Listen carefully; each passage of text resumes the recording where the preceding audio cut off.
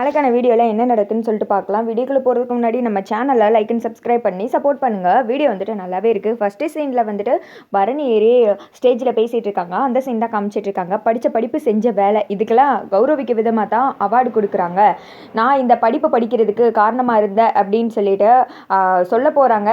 அப்போ அவங்க அப்பா பேர் தான் சொல்ல போகிறாங்கன்னு சொல்லிட்டு சவுந்தரபாண்டி அப்படின்னு சொல்லிட்டு ஸ்டேஜில் பெருமையாக நின்றுக்கிட்டு இருக்க எல்லாரும் பரணி என்ன சொல்ல போகிறாங்கன்னு பார்க்குறாங்க. என் அம்மா அப்படின்னு சொல்ல பாக்கி அவங்க எஞ்சி நிற்கிறாங்க. எல்லாருமே வந்துட்டு கை தட்டுறாங்க. என் அம்மாவால் தான் நான் இந்த படிப்பே படித்தேன். அது மட்டும் இல்லாமல் நான் இந்த வேலை செய்கிறதுக்கு துணையாக இருக்கிற என்னோட குடும்பம் அப்படின்னு சொல்ல எல்லாருமே குடும்பமாக எஞ்சி நிற்கிறாங்க.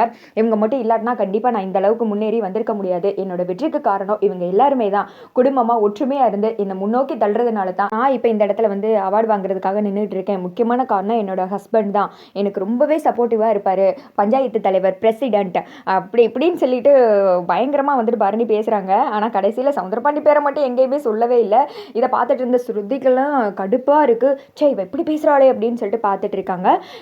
இந்த நேரத்தில் என் குடும்பமே என் கூட நிற்கணும்னு ஆசைப்பட்றேன் அப்படின்னு சொல்ல வரிசையாக எல்லாருமே வர்றாங்க. யோ தள்ளியா என் மருமக நிற்கிற இடத்துல நீ இங்கே என்ன பண்ணிக்கிறக்க போ போ அப்படின்னு சொல்லிட்டு வரிசையாக சவுந்தரபாண்டியை தள்ளி தள்ளி தள்ளி கொண்டு வந்து கடைசியில் கீழே நிப்பாட்டி விட்டுரு. அவர் வந்துட்டு இதுக்கு மேலே நின்ன பிரயோஜனம் இல்லை அப்படின்னு சொல்லிட்டு விறுவிறுன்னு வந்துட்டு சேரில் வந்து உட்காந்துக்கிறாங்க.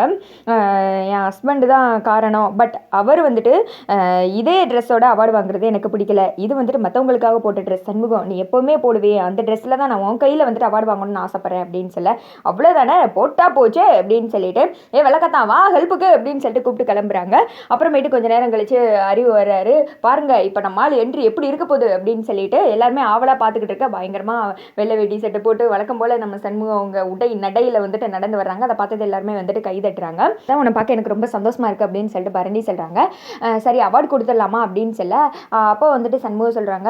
இவ்வளோ நேரம் என் ஒய்ஃப் வந்துட்டு எங்களை பற்றி எங்கள் குடும்பத்தை பற்றி பெருமையாக பேசினாங்க. என் ஒய்ஃபை பற்றி நான் 2 வார்த்தை நல்லதாக பேசிக்கலாம்ல அப்படின்னு சொல்ல தாராளமாக சார் பேசுங்க அப்படின்னு சொல்ல இங்கிட்டு வந்துட்டு இதுதான் சாக்குன்னு ஸ்ருதி சொல்கிறாங்க. பேசுகிறது பெருசு கிடையாது. இங்கே வந்தவங்கலாம் அதர் கண்ட்ரிலேருந்து வந்தவங்க.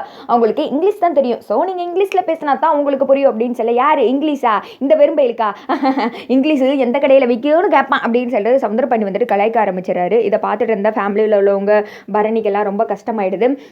இங்கிலீஷ் தானே என் ஹஸ்பண்ட் கண்டிப்பாக இங்கிலீஷில் பேசுவார். சண்முகம் நீ பேசுடா அப்படின்னு சொல்ல என்னத்தை பேச போகிறோம் அப்படின்னு சொல்லிட்டு இவங்கெல்லாம் நக்கல் பண்ணி சிரிச்சுட்டு இருக்காங்க. இப்போ பாரு எப்படி அசிங்கப்பட போகிறா அப்படி இப்படின்னு சொல்லிட்டு வெல்கம் ஜென்டில்மேன் அப்படி இப்படின்னு சொல்லிட்டு பயங்கரமாக சண்முகம் வந்துட்டு பேசி தூள் கிளப்பிட்டு இருக்காப்புல. டாக்டர் பணின்றது வந்துட்டு ஒரு பணி கிடையாது, அது ஒரு சேவை. சாப்பிட்றதுக்கு டயர் இருக்கிறது, தூங்குறதுக்கு டயர் இருக்காது, அப்படி இப்படின்னு இங்கிலீஷில் வந்துட்டு கொளுத்தி விட்டுக்கிட்டு இருக்க. அதை பார்த்தது எல்லாருமே மிரண்டு போயிடுறாங்க. இவன் எப்படிடா இவ்வளோ பேசுகிறான் அப்படின்னு சொல்லிட்டு ஷாக் ஆயிடுறாங்க. அப்புறமேட்டு இங்கிலீஷில் பேசி முடிச்சு தமிழில் பேசுகிறாங்க. பரணியோட ஹஸ்பண்ட் சண்முகம் சொல்கிறதுல பெருமை கிடையாது, என்னோட ஒய்ஃப் பரணி சொல்லிக்கிறதுல தான் எனக்கு அவ்வளோ பெருமையாக இருக்குது. இப்போ வந்து பார்த்தீங்களா அவார்டு வாங்குற அளவுக்கு கொண்டு வந்து நின்றுட்டு இருக்காங்க. இதுக்கெல்லாம் காரணம் அவங்களோட விடாமுயற்சி மட்டும்தான் அப்படின்னு சொல்லிட்டு பேசுகிறாங்க. அடுத்து வந்துட்டு அவார்டு கொடுக்குறாங்க. எல்லாரும் ரொம்ப சந்தோஷப்படுறாங்க. பரணி வந்துட்டு வேமா சண்முகத்தை வந்துட்டு ஹக் பண்ணிக்கிறாங்க. இதெல்லாம் பார்த்து இந்த திக்கோ சவுந்தரபாண்டி ஸ்ருதிக்கெல்லாம் வயிறு எரிஞ்சிட்டு இருக்கு. அடுத்து எல்லாருமே கீழே ஒன்றா உட்காந்து சந்தோஷமாக பேசி சிரிச்சிட்டு இருக்காங்க.